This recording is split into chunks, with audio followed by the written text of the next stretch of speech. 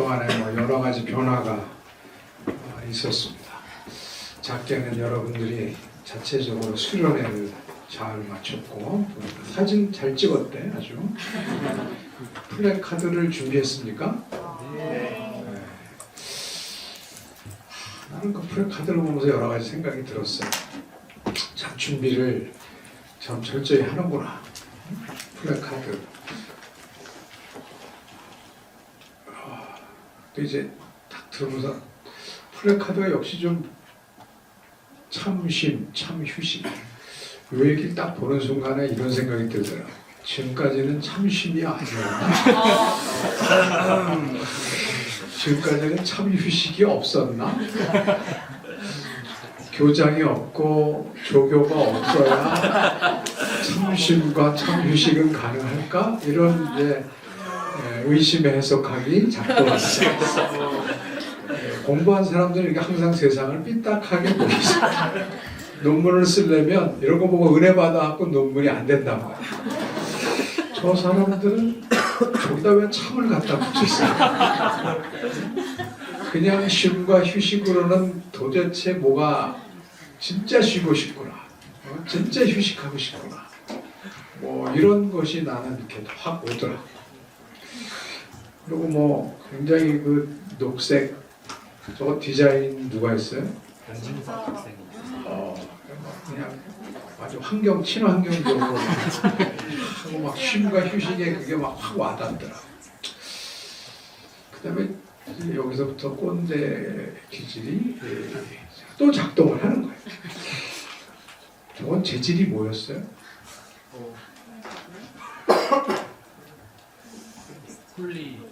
훌리지. 저건 친환경 소재는 다르지. 저런 건 나중에 굉장히 폐기물, 그러니까 좀 플래카드 문화, 이게 고민인 거예요. 내가 그거를 여기에 대한 대안적인 것들이 우리는 필요하지 않겠나. 그러니까 사실 저게 주는 효과는 대단하거든. 저거 하나 딱 하면 우리가 이제 유럽 스터디 갈 때도 그걸 가지고 가요. 이제 사진 찍을 때마다 뭐 그냥 이렇게 찍는 것보다 그거 하나 딱 해놓고 찍으면은 뭔가 이제 사진나 어디 가서나 이렇게 사진 찍기도 좋고 다 좋아. 학교도 막 저런 거 막 행사, 응? 네, 뭐 많이 하잖아. 저런 거 대안적으로 뭐는 안 될까? 좀 친환경적인, 사실은 그 파타고니아니 뭐 이런 데 것들은 다 친환경적인 그걸로 뭐 해서 하잖아요. 근데 그런 게 좀 더 비쌀 수도 있겠죠. 근데 하여튼 기후위기의 시대에 과연 구체적인 일상 속에서 우리가 할 수 있는 것들은 뭘까? 진짜 참쉼과 참휴식을 위해서 어떤 우리는 다른 차별성을 가진 대안적 생활을 삶을 꿈꾸고 또한 실천할 수 있을까? 그렇지 않으면 배우긴 배우고 말은 하는데 그냥 이 세상의 소비 문화의 끝을 우리는 손도 못하지. 그런 거 하면 좀 찔리니까. 그런데 그냥 나중에 하는 거 보면 그 대세에서 별로 다르지 않은 삶을 살 수도 있겠다라고 하는 그런 이제 조금 그 거리낌이 저한테는 있습니다. 저도 대안이 없기 때문에 여러분과 나누는 거예요. 우리 때는 될 수 있으면 안 만들고 싶었는데 다른 대안이 없으니까 딱 말을 못 하겠더라고. 될 수 있으면 안 하게 했는데 줄였는데 그게 이제 뭐 다른 거, 뭐 재질이라든지 어떤 면에 다른 대안이 있는지도 함께 여러분들이 창의적으로 앞으로 좀 고민을 해줬으면 좋겠습니다.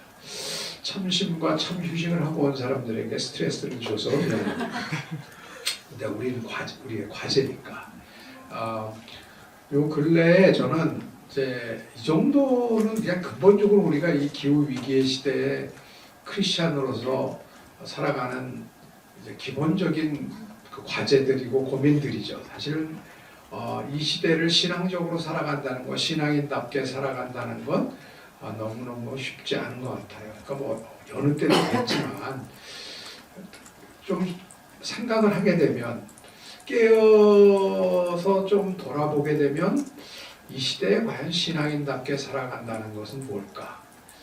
쉽지 않은 과제죠. 거기다가 더더군다나 리더십, 뭔가를 더 섬겨야 된다, 영향력을 미쳐야 된다, 막 이렇게 생각하면 진짜 더 부담스러운 거죠. 근데 이제 우리는 그걸 그래도 그 신앙적 리더십으로 하나님 나라를 섬기겠다고 해서 모인 우리가 이제 공동체, 그런 비전 하에서 같은 비전을 품고 있기 때문에 우리는 감히 공동체라는 표현도 쓰는 거죠. 과연 그런 공동체로서, 신앙 공동체로서 하나님 나라를 섬기는 사람으로서 2025년 우리에게는 어떤 참심과 참휴식을 갈망하는 우리의 그 마음이 있고, 또 우리의 마음과 몸이 위치하고 있는 대한민국은 그동안에 새로운 대통령이 이제 탄생을 했고 새로운 정부가 탄생을 했는데, 이 정부는 50대 50, 거의 반이 좀 못 미치는 사람들이 적극적으로 찬성을 했고, 반이 못 미치는 사람들은 그 중에 상당수는 또 굉장한 불만과 뭔가 이제 같이 하지 못하는 마음들이 있는 거죠. 그 50 중에도 반 중에도 다 똑같다고 얘기할 수 없죠. 여기 또 우리도 속해 있는 거죠. 특별히 20대, 30대를 살아가는 여러분들이 중요한 것은, 왜냐하면 이제 저보다는 이 땅에서 오래 살아야 되고 또 책임을 그만큼 이제 많은 사람과 함께 살아야 되니까 이 다양성과 어떻게 함께 살아갈 수 있을 것이냐 하는 것을, 특별히 신앙을 가지고 살아간다는 의미는 뭘까? 제가 최근에 이제 우리가 같이 이제 프로젝트를 하면서 이제 트럼피즘과 한국의 극우 개신교의 관계라든지 한국의 신앙과 정치의 관계라든지 이런 거를 이제 공부를 여러 우리 신앙적인 전문가들과 함께 해나가면서, 그 고민은 요새부터 있었지만 요새는 더하죠. 최근에 보니까 이 광장이라고 신진욱 교수랑 여러분이 12.3 계엄 이후에 광장에서 일어난 일들에 대한 사회학적이고 나름대로 그런 이제 분석을 한 거예요. 이분들은 좀 진보적인 관점에서, 중도 진보적인 관점에서 이제 분석을 했고, 여기 이제 우리 개신교 얘기도 나오고, 특별히 20대들의 이야기가 많이 나옵니다. 또 판코에 대해서도 나름대로 분석을 하고 20대들에 대한 이야기를 많이 얘기를 하고 있어요. 근데 저도 이제 선거 결과를 놓고 그다음에 신문사에서 물어보더라고요. 근데 선거 결과 나오기 전에 그랬죠. 저는 반반일 텐데, 반반인 거 분명 어느 정도는 예상이 되는 거니까 결국은 우리가 어떻게 통일과 세계 평화, 동아시아 평화와 우리 사회 안정과 뭐를 위한 역량이 필요한 거고, 한편으로는 우리에게 사회적 역량이 있어야 되고, 그런 평화를 향한 역량이 있어야 되고, 어떤 발전과 평화를 향한 역량이 있어야 되고, 동시에는 통합에 서로가 다른 사람들이 어떻게 그래도 공동체라는 하나의 그 울타리에서 살아갈 수 있을까? 이런 이제 화합의 이슈가, 통합의 이슈가 누구나 얘기할 수 있는 거잖아요. 그런데 특별히 이 아침에는 또 여러분들은 20, 30대 남 얘기 더 할 게 아니고 일단은 20, 30대들의 하나됨, 소통, 서로에 대한 이해에 대해서 좀 더 중점적으로 여러분들은 생각을 하고 과제를 가져야 되지 않겠나 하는 도전을 여러분과 나누고 싶었습니다. 그러니까 가만히 보니까 지금 20, 30대에 대해서 얘기하는 사람들은 대부분 다른 세대 분들이 이제 규정을 하고 얘기를 하는 거예요. 그러니까 이제 20, 30대들은 계속 얘기가, 여기도 이제 젊은 세대들은 얘기가 당신들이 얘기하는 거 같이 우리는 그렇게 프레이밍에 딱 되지 않는다. 우리는 좀 다르다라는 것을 또 이제 20, 30대들은 주장을 해요. 근데 결과적으로 나타나는 것, 선거의 결과로 나타나는 것은 굉장히 다른 거예요, 진짜. 근데 선거라고 하는 것은 저는 굉장히 중요하다고 생각을 해요. 왜냐하면 선거에서 내가 투표를 한다는 건 과거에 대한 해석과 현재에 대한 인식과 미래에 대한 전망을 나름대로 종합한 결과가 내 투표 아니에요. 그러니까 뭐 100% 최선 최악이다라고 해서 하는 게 아니라 나름대로의 차선과 차악을 나름대로 구분을 할 때 그 안에는 이 사람의 과거, 이 사람과 이 사람을 둘러싼 과거에 대한 해석이 나한테 작동을 하고 있고, 그 다음에 이 사람과 이 사람을 둘러싼 그 정당에 대한 현재에 대한 인식이 나한테 있고, 그 다음에 미래에 대한 전망을 다 종합해서 그래도 투표를 하는 거잖아요. 그러니까 투표의 결과라는 것은 저는 굉장히 중요하다고 생각해요. 그러면서 우리 자신을 돌아보는 거지. 나는 왜 그 사람을 투표를 했나? 그 사람이 어떤 사람이건 간에를 우리가 한번 생각을 해보고, 그 투표를 안 한 사람도 마찬가지지. 안 한 사람은 안 한 것에 대해서도 이유가 있는 거지. 근데 호주 같은 데는 안 하면 벌금 내더만. 거기는 국민으로서의 기본권이 투표라는 거야. 투표를 안 하고서는 딴소리 하면 안 된다. 그래서 모두가 투표를 해야 된대. 제가 지난번에 들어보니까 거기는 안 하면 벌금을 낸다 그런 거 같아요. 투표를 다 해야 된대요. 그래서 호주를 사회주의적인 성격이 있다고 얘기를 한 것 같아요. 민주주의지만 그런 이제 공동 국가 저거를 위한 사회주의적인 그 요소가 있다고 보는 것 같아요. 어쨌든 여러분, 제가 이제 오늘 나누고 싶은 말씀은, 여러분들이 우리가 이제 통일 한국을 위해서 또 세계 평화와 동아시아 평화와 하나님 나라를 꿈꾸고 생각하는 거 너무너무 중요하고 공부하는 건 중요합니다. 그렇지만 여러분들의 세대, 여러분들과 호흡할 여러분들의 세대 20, 30대에 대한 좀 더 애정과 좀 더 엄밀한 그 이해가 우리 안에 필요한 것 같아요. 내 친구가 내 친구는 왜 이런 생각을 할까? 왜 이런 행동을 할까? 라는 것에 대해서 조금 더 애정을 갖고 해석을 할 필요가 있겠다. 그리고 그것을 가지고 또 우리 세대와 다른 세대와도 소통을 해주는 역할을 우리 리더십 학교 24기와 우리 동문들이 좀 해줬으면 좋겠다 하는 생각을 합니다. 이제 그러면서 저는 뭐 저 나름대로 세대에 대해서 우리 이제 그 최석별 교수님 그 전에 오셨지만 최석별 교수님 그 우리 또래가 이제 하민희 교수님이라고 이제 계셨어요. 그분도 이제 세대 공부를 하셔서 그 얘기를 좀 많이 나눌 수 있었습니다. 또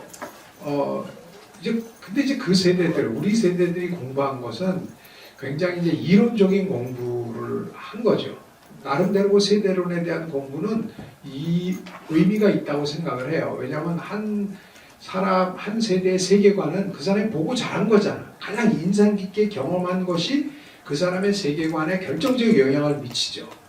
어느 시대에 광주에서 태어나서 광주 사태를 직접 광주의 그 비극을 경험한 분들은 그게 그들의 세계를 결정하는 데 엄청난 영향을 준다.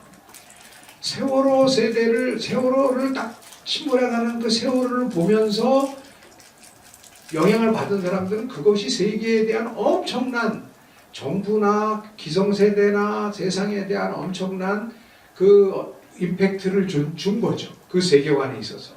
그러니까 우리 모두는 자기가 자란 세대 속에서 영향을 받을 수밖에 없어요.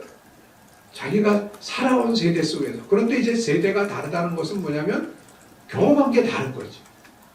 근데 그 경험한 게 다른 거를 극복할 수 있고 소통할 수 있는 길은 뭐가 있을까?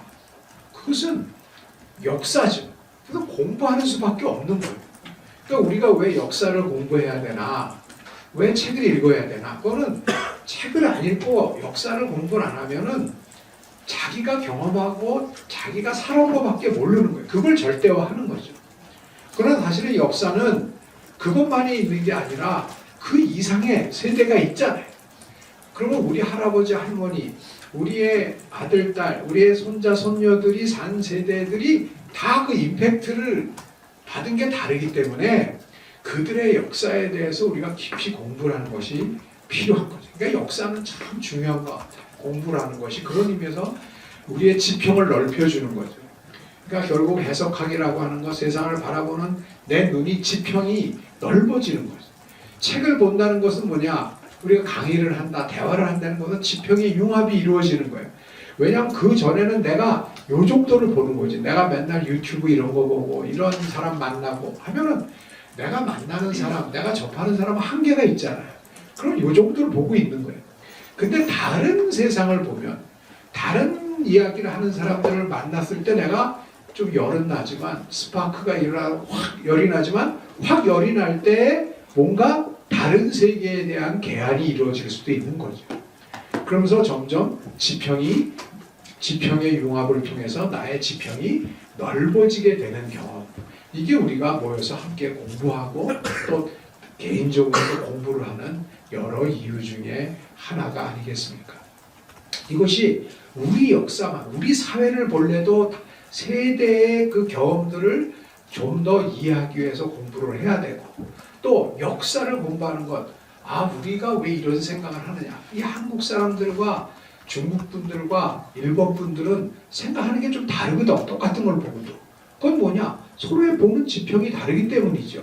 그럼 그분들은 왜 그런 생각을 하게 됐을까? 그분들의 역사에 대해서 우리가 공부를 해야죠. 또 그들도 우리의 역사를 서로 공부하면 더 좋은 거고. 그런 식으로 우리가 세계에 대해서 알아가는 것, 우리가 유럽 필드 스타디를 가는 이유, 여러 다른 나라에 대해서 이야기를 하는 이유도 그것이 다 뭐기 때문에 하나님의 나라의 부분이기 때문에. 하나님은 넓으신 분이야. 하나님은 한국 사람의 하나님만이 아니거든. 하나님은 20대만의 하나님이 아니고 60대만의 하나님이 아니고 나의 하나님만이 아니고 나의 하나님이시지만 동시에 우리의 하나님이시잖아요. 그러니까 자꾸 그걸 내중심적으로 생각하는 거, 이게 뭐냐? 죄의 속성이죠. 나 중심으로만 계속 자기 중심주의로 돌아가는 이것이 바로 죄의 속성입니다.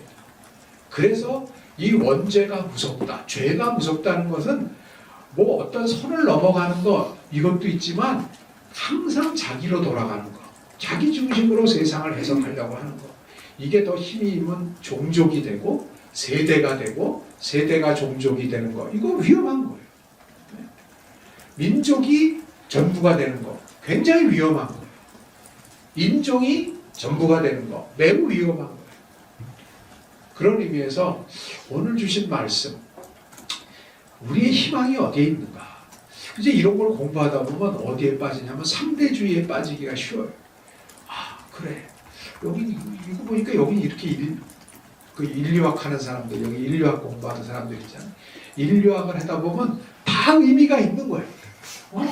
저 나라는 사람 잡아먹는 것도 옛날에 보면 다 그 역사를 보면 다 이해가 돼. 응? 뭐 개고기 먹는 나라라고 우리를 막 뭐라 그러면 우리 기분 나쁘잖아. 응? 요새는 안 먹지만 하여튼 그 쥐들은 하고 뭐 다 상대주의로 빠질 수밖에 없고 또 그러면서 또 다른 상대주의, 그러면서 거기서 나름대로의 또 갈등이 생겨나게 되죠.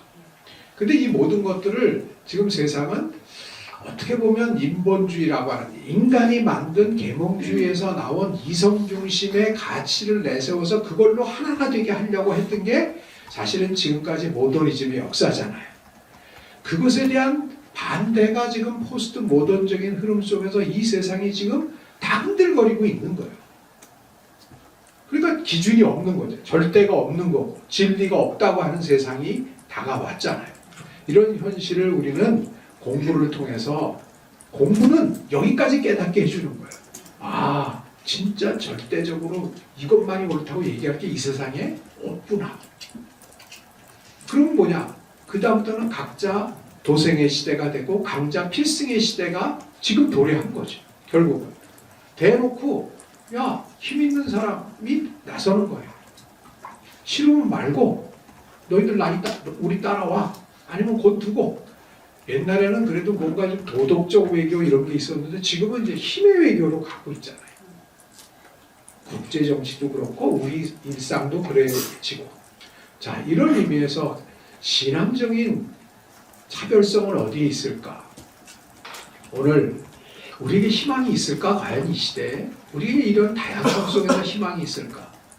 그 희망은 하나님 아버지를 믿는 믿음 안에서, 즉 진리를 알지니 진리가 너희를 자유케 하리라. 이 세상의 모든 것의 근본이시고 이유이시고 주관자이시고 마지막 심판자이신 삼위일체 되신 하나님을 하나님 아버지로 아는 것이 지혜의 근본이라는 것을 깨닫는 것이 매우 매우 중요한 거죠. 그리고 그 하나님은 우리에게 뭘 주시냐면, 우리의 희망은 뭐냐? 하나님이 우리를 사랑하신다는 거예요. 내가 모든 게 부족하지만, 이런 죄인이지만, 여전히 나는 나 중심적인 죄인이지만 하나님이 여전히 나를 사랑해 주신다. 하나님은 사랑이시다는 거. 그리고 우리를 구원하기를 원하신다는 거. 온전해지기를 원하신다는 거. 근데 그 사랑을 받으면 뭐가 생기냐? 믿음이 생겨요. 사랑은 믿음, 소망, 사랑 중에 제일 번째가 뭐라고요? 사랑이라. 왜? 사랑이 없으면 믿음도 불가능한 거예요. 하나님이 나를 사랑해 주시지 않았으면 내가 무슨 믿음을 가져? 내가 뭘 잘나서 이 정도 믿는 거예요? 옛날에 내가 한때는 난 태어나면서부터 나시린이라고 생각했어. 태어나면서부터 나는 본 패스터다. 나는 그냥 하나님이 특별하게 목사로 키우셨나 보다. 그렇게 자신이 있을 때가 한때 있었죠. 근데 내가 미국 가서 처음 교환학생으로 딱 가서 첫 수업을 하고 몇 시간 해보니까 다 깨지는 거예요. 내가 지금까지 신앙이라고 생각했던 것들이 다 문화였더라. 내가 기독교 가정에 태어나서 교회 안에서 자랐기 때문에 그냥 나는 그냥 원래 이 정도 되는 줄 알았는데, 그 근본이 형식이 깨지니까, 문화가 다른데 보니까 예수를 믿는 게 뭔지조차도 흔들리는 터전의 흔들림이 오더라고요. 그걸 이제 폴 틸리라는 신학자가 Shaking of the Foundation, 진짜 예수 제대로 믿으려면 한번 터전의 흔들림이 제대로 있다라고 얘기를 하는 거예요.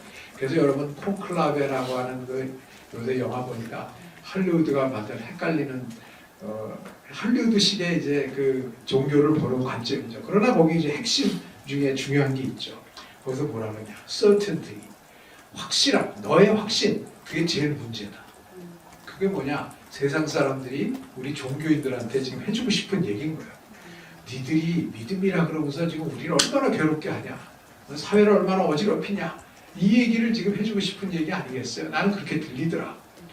그런데 그 확신이라는 게 나의 자기 발전적인 인간 중심적인 확신이 아니라 하나님과의 관계성 속에서의 확신이 되려면 이게 사랑의 관계 안에 들어간 사랑의 확신이 돼야지 이념의 확신이 돼서는 안 된다. 믿음은 사랑을 바탕으로 해서 나오는 것이 믿음이죠. 그 믿음이 있어야, 맨정신으로 봤을 때 세상에 희망이 하나도 없는데 사실은 희망이 별로 없잖아요. 근데 희망이 50%는 없다고 보는 거 아니야 지금? 대통령을 찍은 사람들 50%는 지금 낭망하고 희망이 없는 거예요. 또 찍은 사람 중에도 상당수는 제대로 될까? 또 어려워하는 거예요. 근데 어쨌든 신앙적으로 봤을 때 우리의 희망은 사람에게 있는 게 아니라, 나 자신에게 있는 게 아니라, 나의 믿음이 아니라 하나님의 사랑 속에서 믿음이 오면, 믿음은 뭐를 가능하게 하냐? 소망을 주시는 거예요. 소망은 뭐냐? 믿음은 보지 못하는 것들의 실상이라. 보지 못하는 것을 보게 하는 것. 믿음이 없는 사람은 눈에 보이는 것만 보는 거예요. 지금의 세대 갈등만 보이는 거예요. 그런데 믿음이 주어졌을 때 우리가 눈에 보이지 않는 희망을 갖게 되기를 원합니다. 이게 우리의 희망이에요. 근데 그러려면 어떻게 해야 되느냐? 사랑이 있는 사람은 사랑을 어떻게 한다고요? 오래 참고, 무례히 행치 아니하고, 자기의 유익을 구하지 아니하고. 그러니까 딴 것부터 시작하는 게 아니라 사랑은 일단 성질을 내지 않는 거예요. 그러니까 오래 참는다고 그냥 참는 게 아니고 겸손하고. 근데 이거는 뭐냐? 하나님의 사랑을 받아야 내가 이렇게 조금씩 변해가요. 우리의 성화의 과정은 이 사랑과 믿음과 소망의 과정은 하나님 나라 갈 때까지 계속되는 것이지만 보면 그런 변화가 조금씩 있는 거 아니에요, 우리 안에? 그래도 예수 믿은 다음에 이것이 좀 더 우리에게 공동체적으로 임하여져서 우리 사회가 나와 다름을 좀 오래 참을 수 있고 그거를 좀 더 용납하고 자기 유익 때문에 그런 사람들 자꾸 배제하려고 하지 않고 함께 갈 수 있고 그러면서 이 땅에 살면서도 하나님 나라의 맛을 볼 수 있는 사람들이 늘어나는 곳 그곳이 곧 신앙 공동체요 교회가 됐을 때 우리가 그것을 사회 사람들도 보고 세상 사람들 보고 교회로 함께 복음으로 나오지 않겠나 이런 삶을 살아가는 저와 여러분이 되기를 간절히 바랍니다. 제가 주중에 우리 부모님이 좀 편찮으셔서 모시고 병원에 갔다가 식당에서 밥을 먹는데 내 옆에서 어떤 사람이 둘이서 얘기하면서 그러더라고. 난 세상에 개독교가 제일 싫어. 그 신앙 고백을 내 옆에서 마음이 참 아팠어요. 거기서 제가 개독교인입니다 라고 얘기하고 싶었어요. 그러나 우리가 그렇게 살아갈 수 없잖아요. 이런 세상 속에서 어떻게 그리스도를 증거하고 그리스도인다운 삶을 살 수 있을까? 믿음, 소망, 사랑 그 중에 제일은 사랑이라 이것을 마음에 품고 그러나 불의는 용납하지 않고 진리와 함께까지 기뻐할 수 있는 저와 여러분들이 되기를 간절히 원합니다. 하나님 감사합니다. 저희들 부족하지만 또 이렇게 불러주셔서 하나님의 나라를 볼 수 있게 해주시고 맛볼 수 있게 해주심을 감사합니다. 우리가 보고 맛본 것 살아갈 수 있도록 해주셔서 삶으로 그리스도의 삶을 증거하는 저희들 되어 이 땅에 희망을 일구어가게 하여 주시옵소서. 모든 말씀 우리 주 예수 그리스도 이름으로 기도드립니다. 아멘.